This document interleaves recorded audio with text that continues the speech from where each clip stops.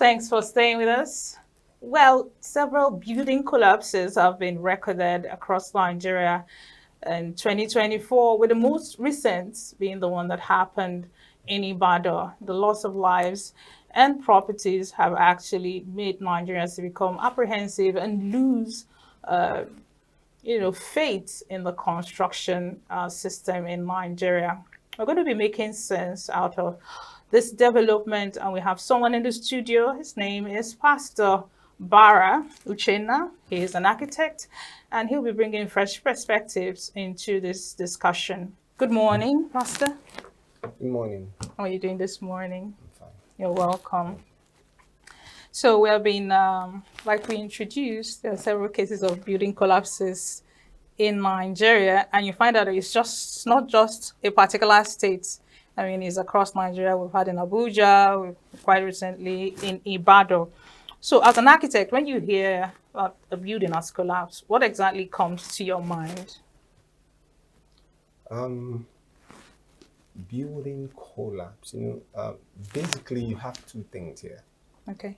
You know, there are some that are caused by natural disasters, which is usually not the case here.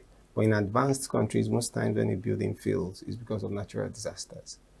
But in places like Nigeria, it can actually be traced to human factors.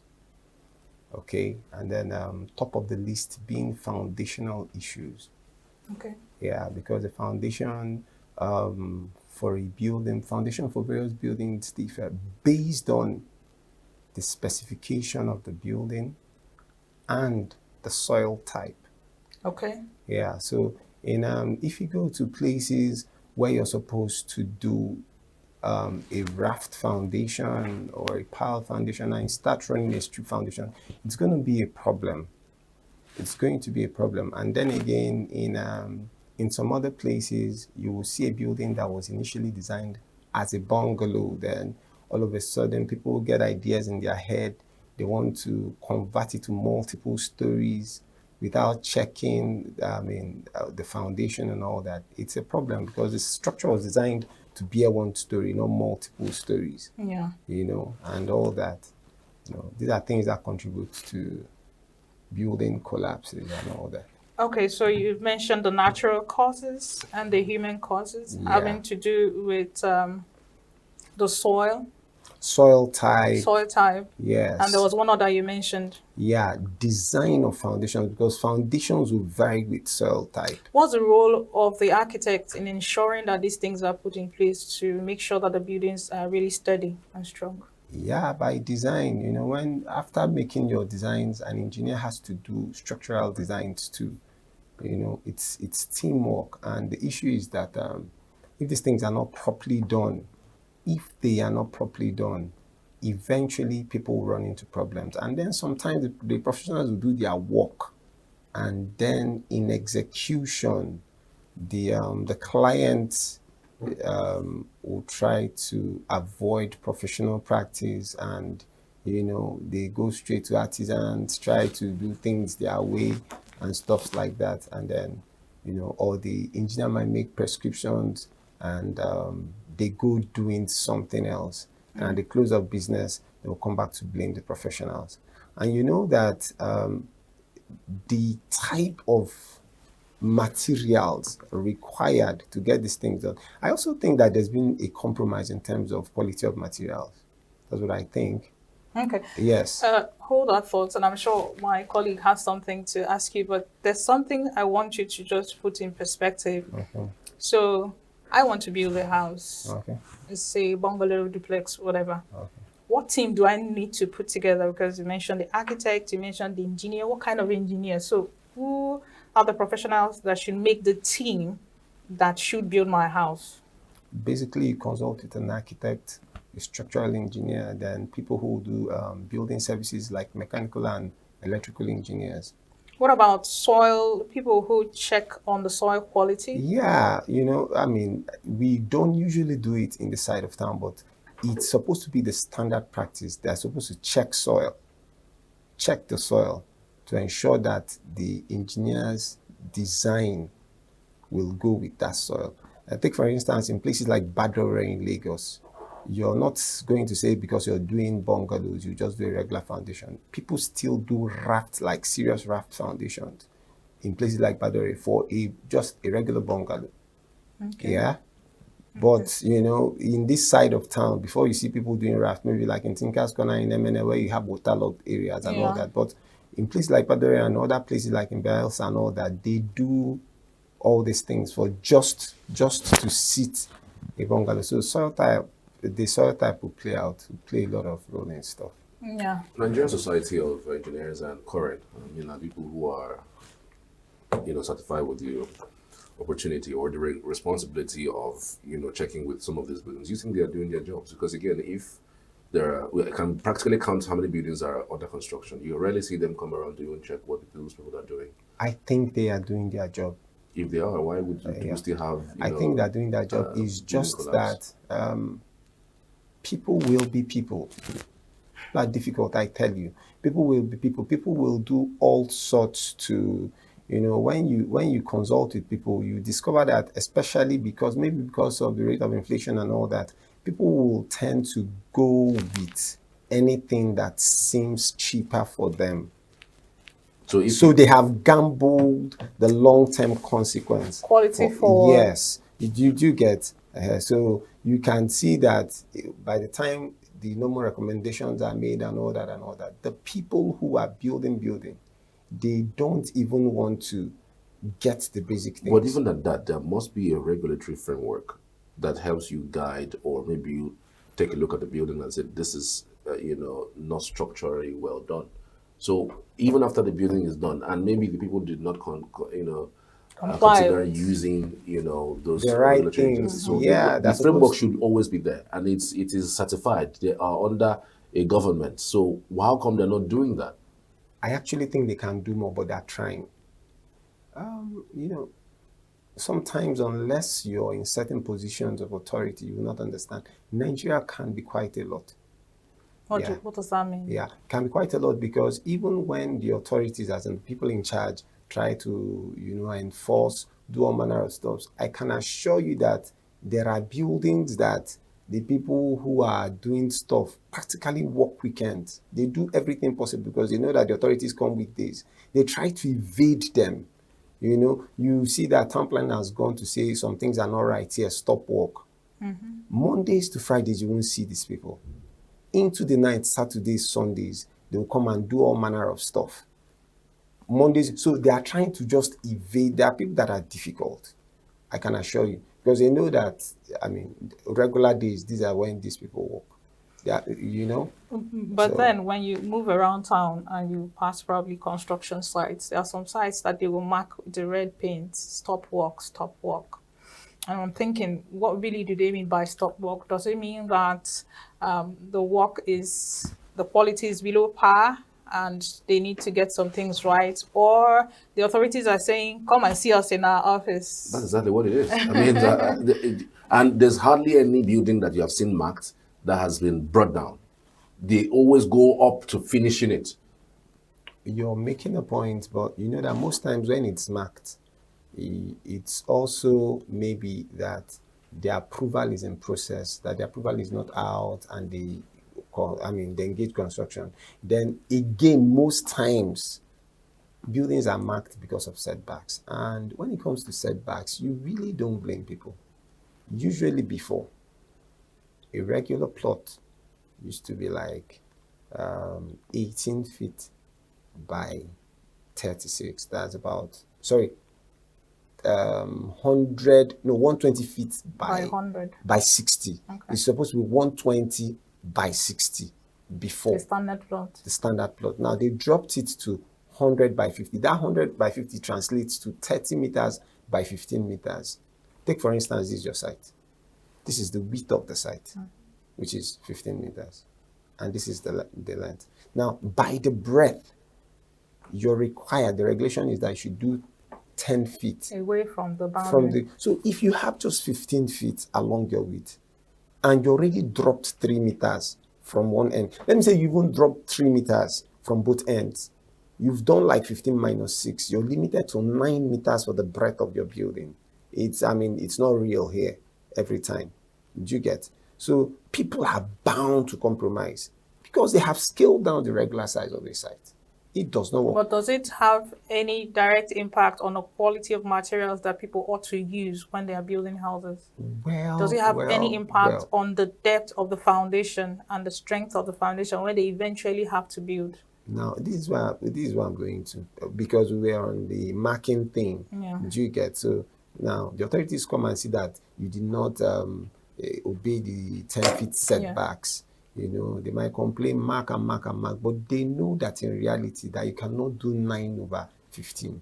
In reality, you cannot throw it. You understand? It's not like you're throwing a ball. If the plot has been standard, you know, that's about marking. Then talking about quality of materials, you see that if you come to, let me say, like 16 rods, let's talk about the tensile things, mild steel reinforcement. This is 16 you used to have before is not what you have now. And as a matter of fact, if you get out of your way and take a vernier caliper to check the diameter of that thing, you will see that it is nowhere near 16 So you want to buy 16 you see like 3 versions of it. Their calibrations are not the same, and then the quality, they are not the same. Why not just sell the real deal? Do you get? Why are you giving people options on? I understand what you're getting to, but if you get to the market, yes, let's use a commodity that we all know, right? Maybe you want to get foodstuff, maybe yam, and then you have the one that is not so good, and then one that is good. Shouldn't the onus be on the customer who wants to buy the one that is good, the one that is of quality, regardless of what's prevalent in the market? You're right, but we're not talking about food stuff here. No, we are drawing an analogy. You mentioned rods with different diameters. Yes, That's yes, what- because if but 16 but then because you there can are get places, you can get to the market and then you see the 16 and you see the ones that are below par. Why not go for the ones that have quality rather than why compromise? are they even bringing out those ones? Why are there those ones? Do you get? So as a matter of fact now, if the engineer had prescribed 16 in reality, what you're using on the site is about 14 So there's no 16 anywhere. It's not like there's no 16 anywhere, but in a side of town, I can assure you, even when it comes to planks, they still call it plank 1x12. There is nowhere in any state, Nigeria, where you see plank 1x12. You'll be fortunate to get 1x11. All right. Just 2 questions. Who regulates buildings in Nigeria? Who are the ones who certify that these particular materials that are being used to build this particular building is perfect? And secondly, how do you think climate change affects building collapse in Nigeria? Really, the issue about climate change is a thing because a whole lot of buildings, like, I hate to say this, but even when you do drawings and submit to the authorities, it appears that some of the people in town planning, I don't know, maybe it's an oversight. They don't check some things. Because when a building goes beyond a certain span, you begin to introduce things called an expansion joint. You see a building that spans that long that does not have an expansion joint, unexplainably, it goes through approval and still comes out. And the people will still build it like that. When you now talk about climate change, if in a building that has long spans, that you should have introduced expansion joints, if that's not done, expansivity will be a problem. Yeah. Over time, and these things are gradual. You may not have earthquakes, but you have very slight Tremors. landslides and all, just small stuffs like that. And if it's not properly insured, and to also things are strangely difficult in Nigeria. So sometimes when it looks like people are cutting corners, I don't know, it's it's almost difficult to blame them It entirely. seems as if Yes. you're making excuses for This is what I'm going to going like. below standard. Yeah, no, it's not like compromising. We would have said, okay, stay until you're ready. But you see people where you should have done like 4 bars of 16 mm, they will now discover that I can actually do 5 bars of 12 mm. But that's not what was designed. Because they've checked. Presently, one 16 mm costs 16,000. One length of rod, 16,000. As at 5-6 years ago, this thing goes about like 6,000 for one. So the rate of inflation is unexplainable. So if you needed like 100, but you just do the maths. So when people check the difference now, especially when a client has contracted to someone and it's a turnkey stuff where the contractor has to purchase materials. Okay, they want to just cut here and there, truncate corners to just make ends meet and all that. Now, that's not, we are not giving them a pass for it. Okay, we're not giving them a pass for it, but truth be told, people just try to make things work. Okay, but I'm thinking and they have long-term in my mind, intentions. yes, on the one hand, there's hardship and things are enormously, expensive. But then on the other hand, there's a possibility of building collapse and people dying in it, right? The long term. In the long term. All right, now we have talked about oversight functions, the government, you mentioned planning, town planning. Now, what are some of the roles that people need to play? For example, let me give you a background. You come into a house and then you're seeing cracks on the walls. Is it enough to raise, alarms to say, hey, there's something wrong with this? So what are the things that people need to know? Some of the red flags they need to, observe, and when they see it, they raise alarms to say maybe to their landlord or whoever that there's something wrong with this house structurally. Okay. Now, the issue is this comes to maintenance. I think we also generally have a poor maintenance culture. Buildings that have stayed over time, you don't check on top stuff. Like if you start noticing cracks, the best thing to do is to consult a professional. You can actually talk to an engineer about it. What kind of an engineer? The structural engineer is fine, and there are builders. You can also talk to a builder. Basically, you can talk to a builder. Or if you don't know, you can actually, and these days you don't say you don't know, because you can actually just go into Facebook and get contacts. Just make inquiries, and sometimes it doesn't cost to make inquiries. So that when you're told, at least you get, but people don't ask. You see cracks, you still. As a matter of fact, I know someone staying in a building somewhere in Ababa. Early last year, part of the building collapsed. They are still living there. But what are those things that people would look at and then just know for themselves that these structure has some defects? What are those things that you would look and see as a common person who is not an architect, who doesn't know anything about structure of a building? What do you think they would find in a building by just looking at it to know that this building has got some defects? When buildings are not properly squared, at least everybody's eye can tell that. When things are not straight on, everything, bent walls, bent beams, it's not very safe. You see a stair hole your eyes even tell you that something is not right here. You see a stair hole that because they're trying to manage space is so steep and funny and stuff.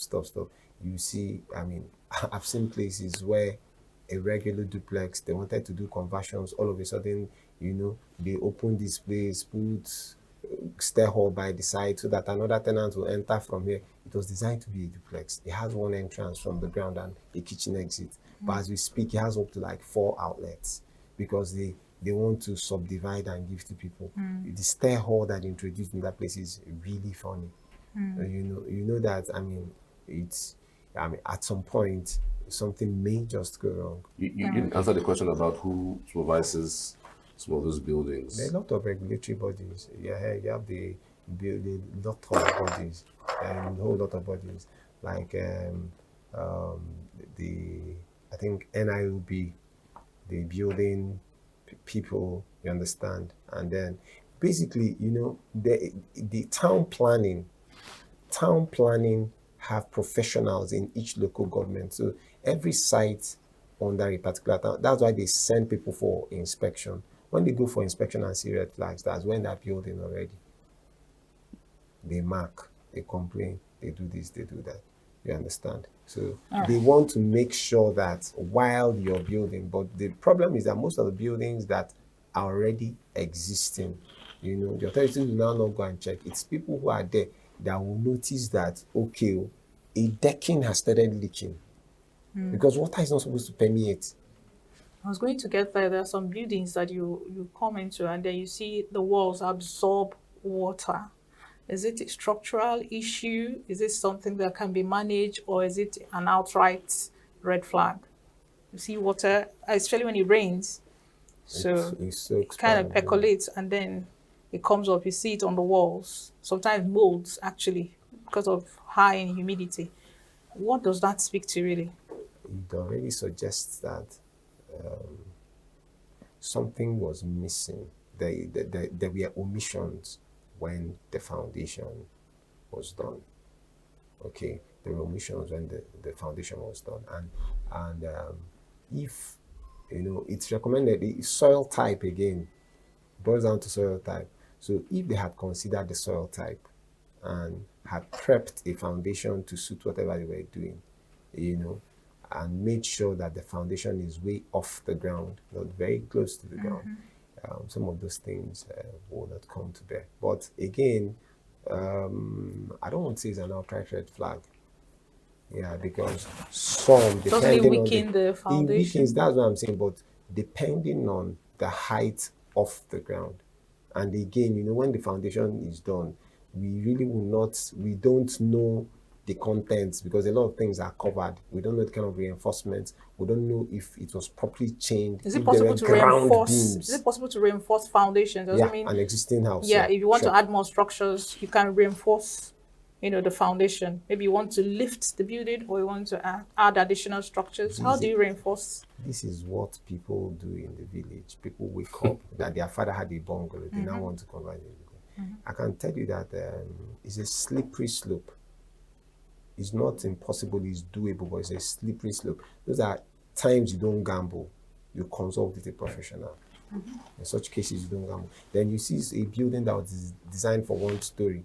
People get smart and they want to extra the load on it, like extra 2 slabs on it. Meanwhile, maybe the foundation was done at 3 feet or 4 feet max. Then you want to now introduce, okay, and probably if it's like 2-3 floors, like we're supposed to like run 20 roads, you don't even know the contents. You just want to add building, and then you think that because you have introduced some extra pillars at the corners of the building, it just don't work. Just consult with a professional. All right. Something that better avoided. All right. Thank you so much, Pastor Uchenabara, for your my insights. I'm pastoring. I primarily pastor. I don't practice. Oh, you don't practice? I primarily pastor. Primarily by pastor. trained as an architect. All right. Thank you so much for your insights. That's the much we'll have for this particular conversation. Don't go anywhere. New Day continues right after this time out.